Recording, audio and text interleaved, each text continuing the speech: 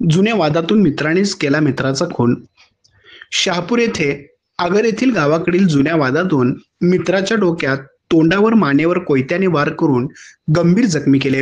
या हल्ल्यात गणेश रमेश पाटील वय 21 राहणार आगर तालुका शिरोळ याचा उपचारादरम्यान मृत्यू झाला. ही घटना लोटस पार्क कमानी समोरील शहापूर हद्दीत मोकळ्या मैदानात शुक्रवार रात्री घडली. यामुळे शहापूरसह आगर परिसरात खळबळ उडाली आहे. या प्रकरणी अभिषेक सुकुमार मस्के वय वर्ष 19 राहणार आगर तालुका शिरोळ याला पोलिसांनी रात्री उशिरा ताब्यात घेतले आहे. याबाबतची फिर्याद नामदेव गणपती चव्हाण राहणार कोरोची यांनी शहापूर पोलीस ठाण्यात दिली आहे. गणेश व अभिषेक हे दोघे मित्र असून मोजे आगर येथे एकाच परिसरात राहतात. या दोघांमध्ये 2 वर्षापूर्वी गावात काही कारणास्तव वाद झाला होता, परंतु तो वाद मिटवला होता.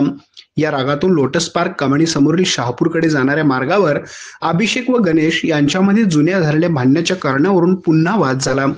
यातून अभिषेक याने सोबत आणलेल्या कोयत्याने गणेशाच्या डोक्यावर, मानेवर, तोंडावर वार केले. गणेश रक्ताच्या थारोळ्यात पडला. हे पाहून अभिषेक तेथून पळून गेला. तेथून येणाऱ्या नागरिकांनी याबाबतची माहिती शहापूर पोलिसांना कळवली. शहापूर पोलिसांनी घटनास्थळी धाव घेऊन गणेशला इंदिरा गांधी सामान्य रुग्णालयात उपचारासाठी दाखल केले. तेथे त्याच्यावर प्राथमिक उपचार करून प्रकृती चिंताजनक असल्यामुळे पुढील उपचारासाठी त्याला सांगली येथील सिव्हिल रुग्णालयात पाठवण्यात आले.